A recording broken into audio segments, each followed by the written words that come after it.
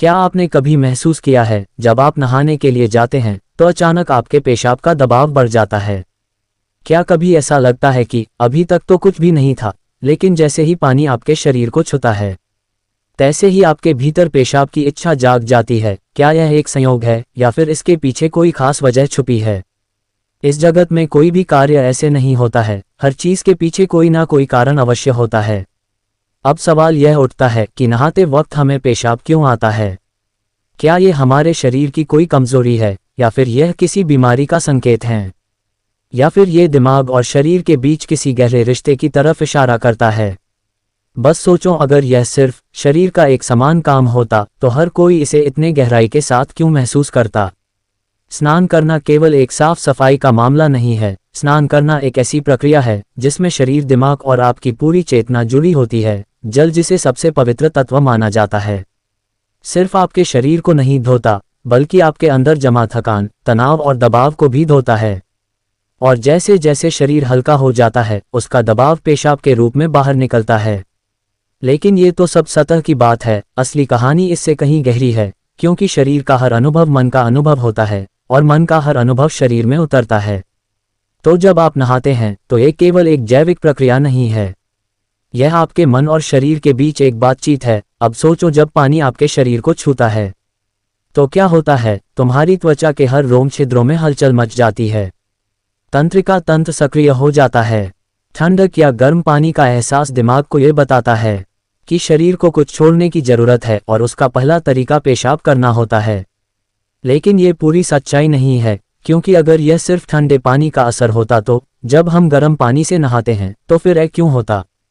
अगर ये सिर्फ मूत्राशय की वजह से होता तो नहाने से पहले ये क्यों नहीं होता, और नहाते समय पानी शरीर पर गिरने से अचानक ये क्यों हो जाता है?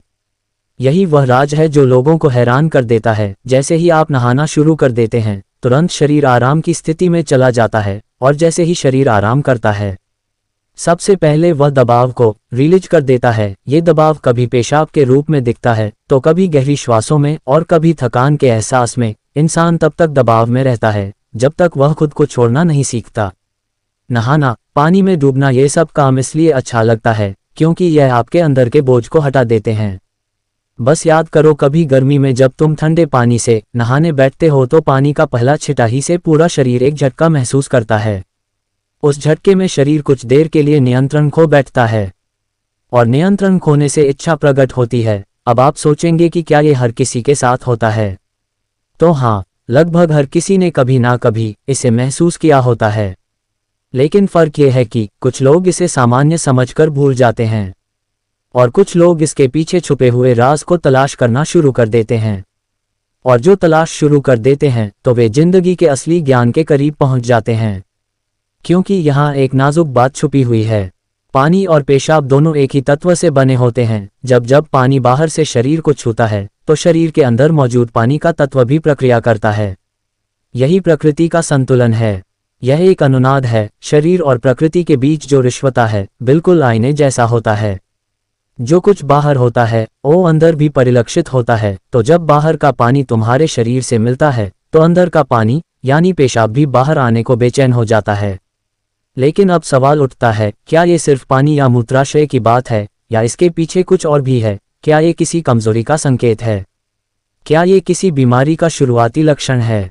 कि यह मन और शरीर के बीच एक बातचीत है? यही से हमारी यात्रा शुरू होती है, शरीर के विज्ञान से लेकर आध्यात्मिक दृष्टि तक। क्योंकि अगर हम इसे बिना समझे सामान्य कहकर नजरअंदाज कर देंगे तो हम जीवन के एक बहुत बड़े संकेत को खो देंगे। तो चलिए अब इस रहस्य को और गहराई से समझते हैं। हर बार जब तुम कुछ छोड़ते हो, कुछ त्यागते हो, तो वह तुम्हारे बोझ से आज़ादी देता है। लेकिन ध्यान रखना, यह सफ़र आसान नहीं होगा, क्योंकि जो दिखता है वह सच नहीं होता है और जो नहीं दिखता वह गहरा सच होता है। लेकिन सवाल यह है कि ऐसा क्यों होता है कि कुछ लोग इसे ज़्यादा महसूस करते हैं और कुछ लोग कम महसूस करते हैं? यहाँ मनोविज्ञान की भूमिका आती है। मनोविज्ञान कहता है कि हमारा मन और शरीर एक अद्भुत गहराई से जुड़े होते हैं। जैसे ही मन आराम करता है शरीर भी रिलीज होना चाहता है। सोचो, जब तुम रोते हो तो कैसा महसूस करते हो? पहले तो भारीपन होता है, लेकिन रोने के बाद हल्कापन महसूस होता है। बिल्कुल ऐसा ही होता है, पेशाब आने में भी ऐसा ही होता है। यह एक तरह की साफ सफाई है।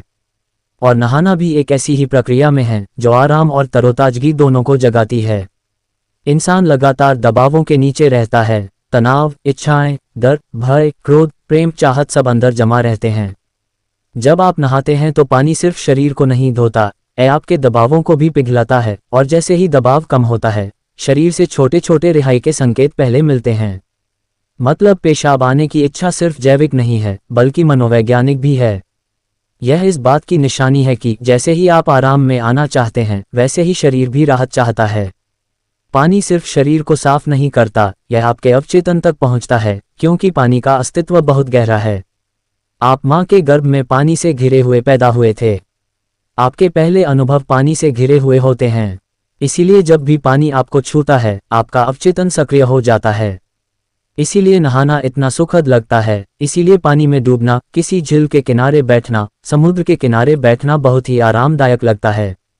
और इसीलिए जब भी पानी शरीर को स्पर्श करता है, तो वह तुरंत राहत चाहता है, क्योंकि यह उसकी सबसे पहले अनुभूति होती है। हर बार जब पानी तुम्हें छूता है, तो गर्भाशय का अनुभव वापस आ जाता है। गर्भ में तुम पूरी तरह आराम से थे, कोई तनाव नहीं, कोई दबाव नहीं। पानी का माहौल और राहत पाने का एहसास ही वजह है कि नहाते वक्त पेशाब आना स्वाभाविक होता है। लेकिन अब एक सवाल और बचता है, क्या नहाते वक्त पेशाब आने की इच्छा सिर्फ एक सामान्य रिफ्लेक्स है, या ये किसी बीमारी का संकेत भी हो सकता है?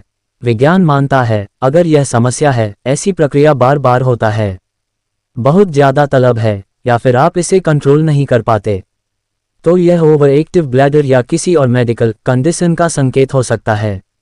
लेकिन अगर यह कभी कभार होता है, तो ये बिल्कुल नेचुरल है, बिल्कुल सामान्य है। अब सोचो, क्या आपने कभी ध्यान दिया कि ये तलब तभी बढ़ती है जब पानी डाला जाता है? मतलब यहाँ ट्रिगर पानी है, और पानी सिर्फ शरीर को नहीं छूता है, बल्कि दिमाग और सबकॉन्शियस को भी। तो असली सवाल यह है कि क्या आप इसे बस एक प्रॉब्लम मानकर नज़रअंदाज कर देंगे, या इसे एक संकेत के रूप में लेंगे कि दोनों शरीर और मन को आराम चाहिए, हल्कापन चाहिए, आज़ादी चाहिए। हर तरह की रिहाई सिर्फ जैविक नहीं होती, यह आध्यात्मिक भी होती है। आपको छोटे छोटे रिहाई के मौके दिए गए हैं, ताकि आप एक बड़े रिहाई की तरफ बढ़ सके।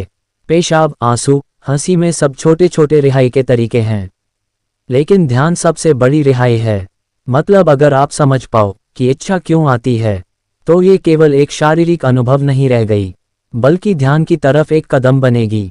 आज के लिए बस इतना ही, मिलते हैं अगले वीडियो में। तब तक के लिए नमस्कार।